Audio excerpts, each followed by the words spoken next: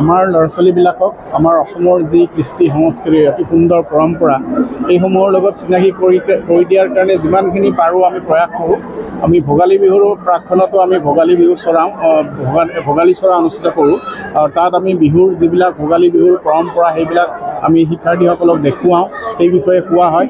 একেদৰে ৰঙালী বিহুৰ প্ৰাকক্ষণতো আমি ৰঙালী বিহু উদযাপন কৰিছোঁ আৰু যাতে আমাৰ এই বিহুৰ পৰম্পৰা যি আমাৰ বাপতিসাহোন ৰঙালী বিহু ইয়াৰ পৰম্পৰাৰ বিষয়ে আমাৰ ল'ৰা ছোৱালীবিলাকে শিকে আৰু ল'ৰা ছোৱালীবিলাকে সেইবিলাকক ভাল পাবলৈ শিকে, আমাৰ কৃষ্টিক ভাল পাবলৈ শিকে, আমাৰ কৃষ্টিৰ প্ৰতি আকৰ্ষিত হয়। তেওঁলোকে যাতে আমাৰ এই কৃষ্টিবিলাক চৰ্চা কৰে তাৰ কাৰণে আমি এই সুবিধাটো দিছোঁ আৰু আমাৰ উদ্দেশ্য সেইটো ল'ৰা ছোৱালীসকলক এই বিষয়ে অৱগত কৰা।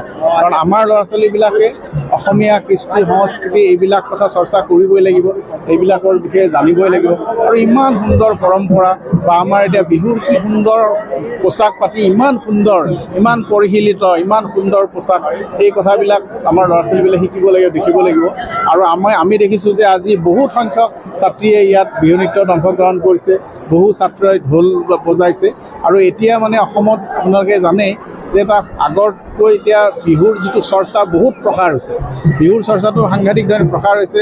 প্ৰায় সকলো ঠাইতে অতি মানসম্পন্ন বিহুৰ কৰ্মশালা যোৱা কিছুদিনত কৰি আছে, বিহুৰ কৰ্মশালা। আৰু আমি জানিব পাৰিছোঁ যে আমাৰ বিদ্যালয়ৰ বহুত ছাত্ৰ ছাত্ৰীয়ে এই কৰ্মশালাবিলাকত অংশগ্ৰহণ কৰিছে। গতিকে তেওঁলোকক যাতে আমি বিদ্যালয়ত এটা মানে প্লেটফৰ্ম দিব পাৰোঁ, তেওঁলোকৰ কৰ্মশালাবিলাক শিকিছে। আজি যিটো বিহুৰ অনুষ্ঠান হ'ল তাৰ কাৰণে আমি কোনো বিশেষ আখৰা কৰা নাই, আখৰা একেবাৰে কৰা নাই। মাত্ৰ কালি আমাৰ আবেলি যিসকলে নাচিব তেওঁলোকক মাত্ৰ পৰিস্থিতিটো কেনেকৈ আহিব, ক'ত সোমাব সেই কথাটো বুজাই দিয়া হৈছে। কিন্তু আমি আখৰা কৰিবৰ কাৰণে সময় পোৱা নাই, কাৰণ আমাৰ নিয়মীয়া শ্ৰেণী আমাৰ চলি আছে, তাৰ মাজতে আমি কৰিছোঁ। আমাৰ হয়তো সাংঘাতিক মানসম্পন্ন নহ'ব পাৰে, সেইটো বেলেগ কথা, কিন্তু ল'ৰা ছোৱালীয়ে যে আহিছে আগ্ৰহ কৰি, তেওঁলোকৰ যে ভাল পাবলৈ শিকিছে বিহুৰ কৃষ্টি, সেইটোৱে আমাৰ ডাঙৰ কথা। গতিকে এই ধৰণে আমি আমাৰ বিহুৰ বিশেষকৈ ৰঙালী আৰু ভোগালী বিহুৰ প্ৰাকক্ষণত আমি এনেধৰণে প্ৰাক বিহু অনুষ্ঠান আমি অনুষ্ঠিত কৰিম। আমাৰ ছাত্ৰ ছাত্ৰীসকলক যাতে আমি সেই বিষয়ে তেওঁলোকে যাতে ভাল পাবলৈ শিকে, অসমীয়া কৃষ্টি, অসমীয়া সংস্কৃতি, এই কথাবিলাক যাতে ভাল পাবলৈ শিকে তাৰ কাৰণে আমি প্ৰয়াস কৰিম। বহুতে কয় যে আমি কংক্ৰিটৰ মহানগৰীত আছোঁ, মহানগৰী কংক্ৰিট হওক, মনবোৰ সেউজীয়া থাকক। আমাৰ নলবাৰী, বৰপেটা, যোৰহাট, শিৱসাগৰ, লখিমপুৰত ঘৰ সকলোৰে এই মানুহবোৰ মূলমুখী হওক, নিজৰ মাটিৰ মানুহ আকাশক চিনাকি অনুভৱ থাকক। আৰু আমাৰ এই অতি ক্ষুদ্ৰ আয়োজন আমি কেৱল অনুভৱ কৰিব বিচাৰিছোঁ। আমি যে বিহু গাইছোঁ, বিহু মাৰিছোঁ, তাতকৈ ডাঙৰ কথা ল'ৰা ছোৱালীবিলাকৰ মনবোৰ ৰঙালী হওক।